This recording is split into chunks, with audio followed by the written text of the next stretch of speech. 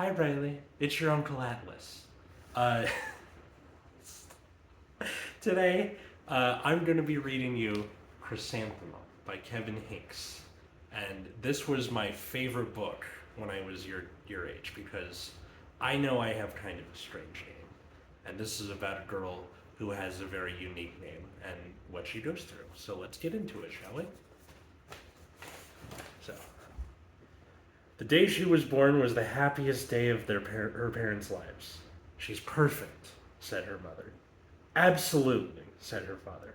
And she was. She was absolutely perfect.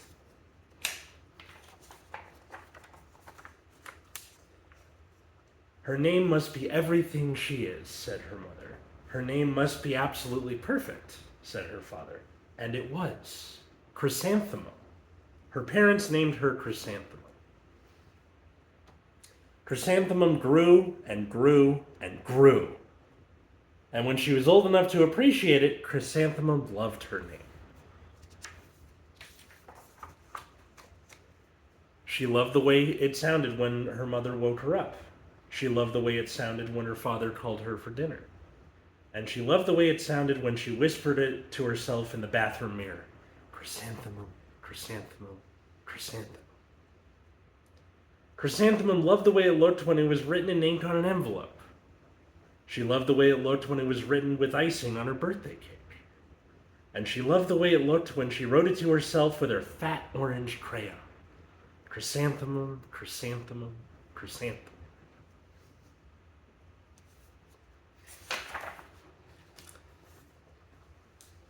Chrysanthemum thought her name was absolutely perfect. And then she started school. On the first day, Chrysanthemum wore the sunniest dress and her brightest smile. She ran all the way. Hooray! Said Chrysanthemum. School! But when Miss Chud took roll call, everyone giggled upon hearing Chrysanthemum's name. Miss Chud, Dawn, Eve, Lois, Al, Les, Kay, Max, Sue, Bill, Pat, Tom, Sam, Ken, Joe, Rita, Victoria, and there's Chrysanthemum all the way at the bottom. Her name goes all the way out the side.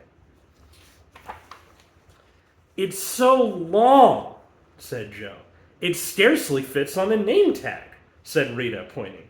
I'm named after my grandmother, said Victoria. You're named after a flower. Chrysanthemum wilted. She did not think her name was absolutely perfect. She thought it was absolutely dreadful. The rest of the day was not much better. During nap time, Victoria raised her hand and informed Mrs. Chud that Chrysanthemum's name was spelled with 13 letters. That's exactly half as many letters as there are in the entire alphabet, Victoria explained. Thank you for sharing that with us, Victoria, said Mrs. Chud. Now put your head down. Poor Chrysanthemum. If I had a name like yours, I'd change it, Victoria said as the students lined up to go home. I wish I could, thought Chrysanthemum miserably. Oh, not having a good time. Welcome home, said her mother. Welcome home, said her father. School is no place for me, said Chrysanthemum.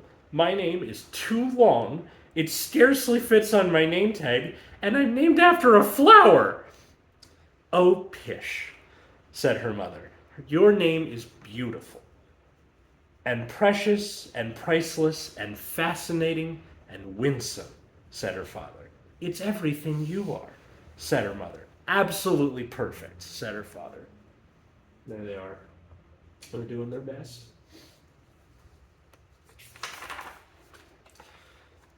Chrysanthemum felt better after her favorite dinner, macaroni and cheese with ketchup, and an evening filled with hugs and kisses and Parcheesi. They're playing a board game trying to feel better. That night, Chrysanthemum dreamed that her name was Jane.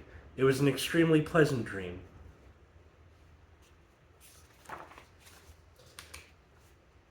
The next morning, Chrysanthemum wore her most comfortable jumper. She walked to school as slowly as she could. She dragged her feet in the dirt. Chrysanthemum, chrysanthemum, chrysanthemum, she wrote.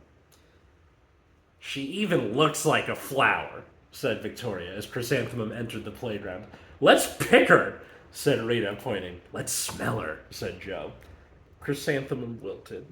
She did not think her name was absolutely perfect. She thought it was absolutely dreadful.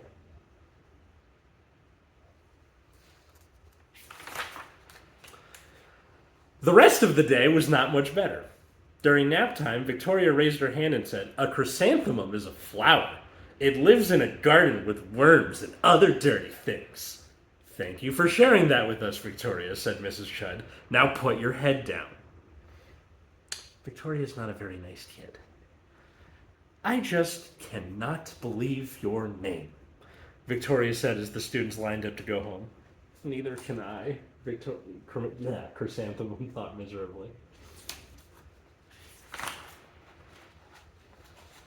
Welcome home, said her mother. Welcome home, said her father. School is no place for me, said Chrysanthemum. They said even I looked like a flower. They pretended to pick me and smell me. Oh, pish, said her mother. They're just jealous, and envious, and begrudging, and discontented, and jaundiced, said her father. Who wouldn't be jealous of a name like yours, said her mother. After all, it's absolutely perfect, said her father. Chrysanthemum felt a trifle better after her favorite dessert, chocolate cake with buttercream frosting, and another evening filled with hugs and kisses and parcheesi.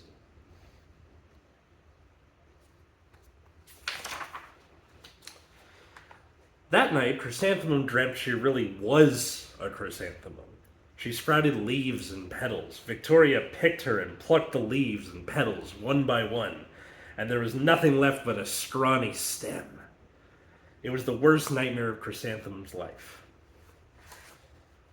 Chrysanthemum wore her outfit with 7 pockets the next morning. She loaded the pockets with her most prized possessions and her good luck charms. Chrysanthemum took the longest route possible to school. She stopped and stared at every flower. Chrysanthemum, chrysanthemum, chrysanthemum, the flowers seemed to say.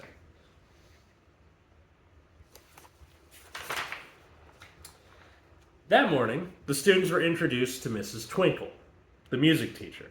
Her voice was like something out of a dream, as was everything else about her. See, she's got the belly with the drawing on. The students were speechless. They thought Mrs. Twinkle was an indescribable wonder. They went out of their way to make a nice impression. Mrs. Twinkle led the class in scales. Then she assigned roles for the class musical. Victoria was chosen as the dainty fairy queen. Rita was chosen as the spiffy butterfly princess. Joe was chosen as the all-important pixie messenger. And Chrysanthemum was chosen to be a daisy.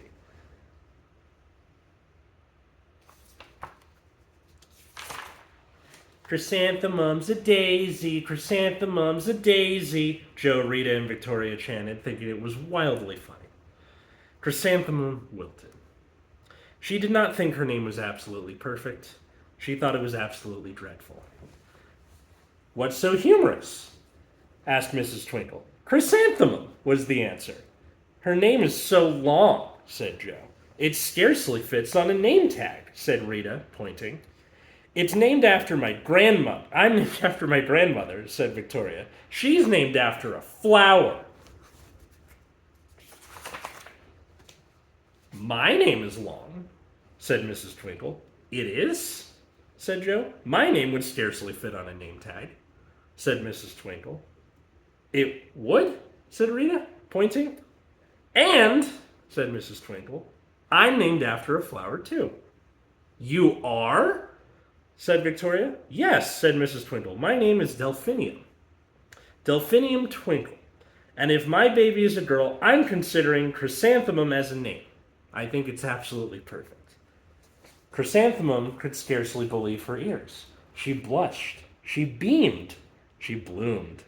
Chrysanthemum, chrysanthemum, chrysanthemum.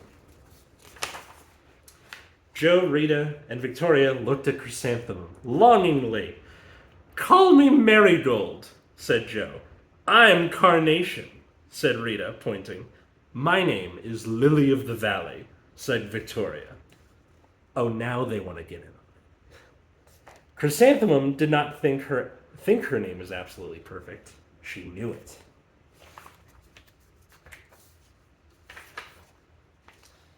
Epilogue. So after the story's over.